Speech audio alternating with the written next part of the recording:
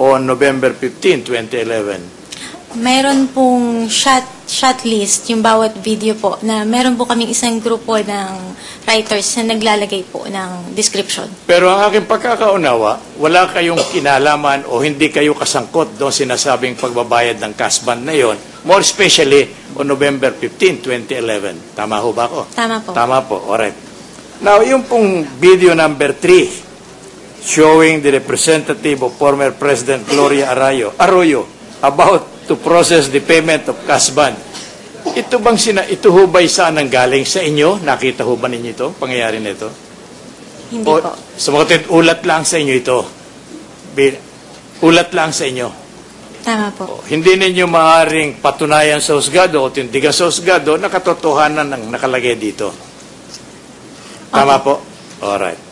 Now, sino po itong sinasabi ditong representative o former President Gloria Macapagal Arroyo? Hindi rin po ninyo alam? Hindi ko po alam yung pangalan. Nilagay lang po namin representative. Sa inyo nang galing yon. Hindi yun ang ulat, hindi yun ang tunay na pangyayari na siya representative ni former President Gloria Macapagal Arroyo. Tama po ko? Tama po. Tama, alright. Now, yung po sinasabi ditong about to process the payment of cash bond at the Supreme Court. Alam ba ninyo kung saan naganap ito? Kung hindi rin po. Hindi rin po. Alright. So itong sinasabi rin po, hindi ninyo mapatutunayan totoo sapagkat hindi ninyo nasaksihan. Tama ho ba ako? Wala po ako dun sa lugar na yon. Tama po. Alright. Thank you po. Now, yung po sinasabi dito sa video D, showing the arrival of former President Gloria Arroyo at the airport on November 15, 2011. Batay po sa inyong salaysay ngayon, ibig kong maniwala ng inyong sasagot, katulad din noong sagot ninyo sa mga unang tanong ko, na wala kayong kinalaman dito, hindi ninyo nasaksihan to, hindi ninyo mapatutunayan ang katotohanan nito. Tama ho ba ako? Tama po. Tama po. Alright. Ito pong video E, yung press briefing of SPD Acting Director or Superintendent James Bucayo and NRP CIDG Chief Superintendent Joel Cornell. Kilala ho ba ninyo yung si Director Senior Superintendent James Bucayo? Hindi po. Hindi po. Paano nangyari na napalagay po ito dito sa video na yan? Lagay po lang inyong reporter?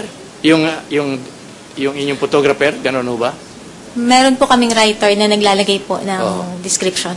Hindi kayo kaharap ng ginawa yan? Hindi po. Hindi ninyo siya tinanong, sino ba yung James Bucayo na yan? Hindi rin po. Hindi po. May sinasabi rin din po dito, yung NCRPO, CIDG, Chief Superintendent Joel Cornell, on the release of warrant of arrest and arrest of former President Macapagal Arroyo. Tanong ko sa inyo, alam ba ninyo itong tinutukoy ng mga pangyayari rito? Wala po akong personal na knowledge dun po sa nangyari. Inyulat lang sa inyo noong allegedly mga tauhan ninyo doon sa opisina ninyo. Opo. Sa mga kapatid, kung ito po totoo hindi ninyo maaaring tindigan sa husgado ngayon. Hindi po. Tama, alright. Now, ito pong arrest of former President Gloria Macapagal Arroyo, ito raw po isang pangyayaring of national importance. Yun ho ba ang pinagbatayan ninyo kaya napalagay ito dito?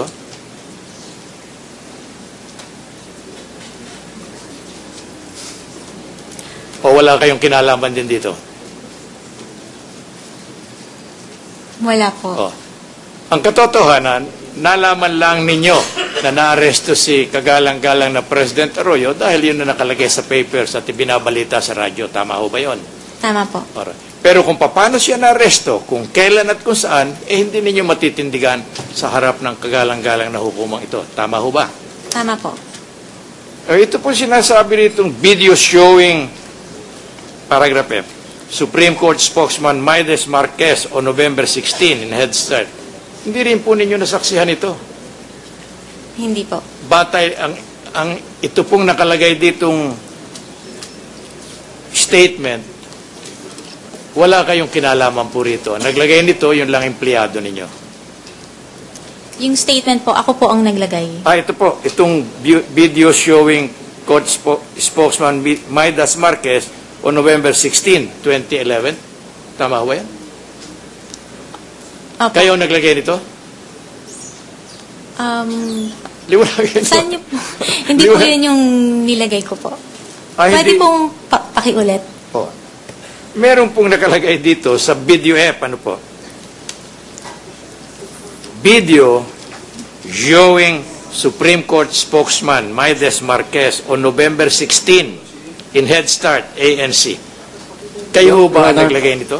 Your Honor, may we ask the defense counsel to please show the video that he is asking the witness to identify? You made her identify all these things subpoena. I'm just reading from the subpoena. Exactly. You answer, You would like- the witness may answer, Pinos. Your Honor, yung nabasa niyo po ay yun po yung nakalagay sa subpoena. Hindi po yun yung nanggaling sa amin na description. Oho.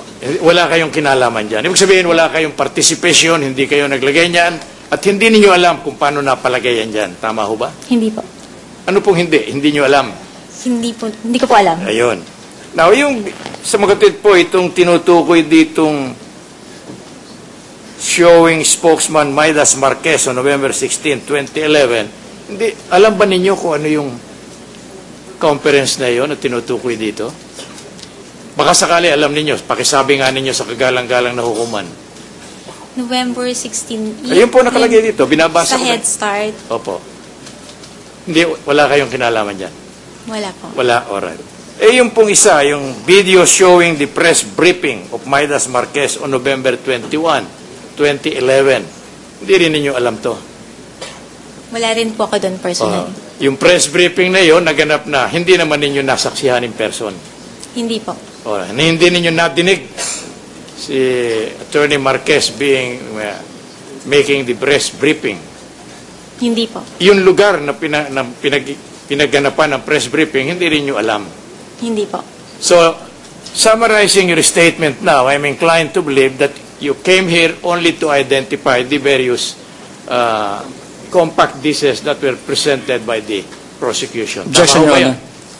What is the basis of What's the pleasure? Your Honor, that's he is misleading the witness to merely identify, Your Honor, when she is here actually to both authenticate and I'm sorry, identify Your Honor. the witness. Actually, if I remember correctly, the prosecution stated into the record that this witness was being presented to identify and authenticate certain Exactly, Your Honor. electronic DVDs. discs. Yes, Your Honor. I think 6 or 7 of them. Seven, Your Honor. All right. And that's actually what she did. Isn't it? So, Yes, sir. she may answer. Go ahead. Pwede pong pakiulit Witness yung may answer. tanong. Sa mga tweet po, pagkakaunawa ko sa kabuuan ng inyong deklarasyon ngayong hapon sa kagalang-galang na hukuman, parang humarap kayo dito para lang identify yung mga ano ba tawag doon? Identify at i-authenticate yung mga Compact dishes. pitong compact dishes na ipresenta ng prosecution sa iyo. Tama po. Oh, yun. I am now inclined to believe that these statements appearing on top of this disc that you identified were merely hearsay insofar as you are concerned because you do not know them personally. Am I right? Objection, Your Honor. What is the basis? What's the objection? The defense counsel is asking for a conclusion of law. Hearsay, Your Honor, is a statement of law which the witness might not even be familiar with.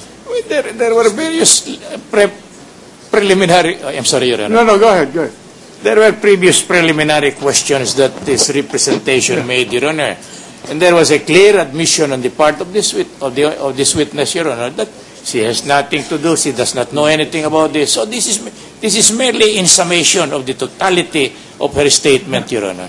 You want the chair to rule? Yes, Your Honor. All right. The witness was presented here as the librarian of the ABS-CBN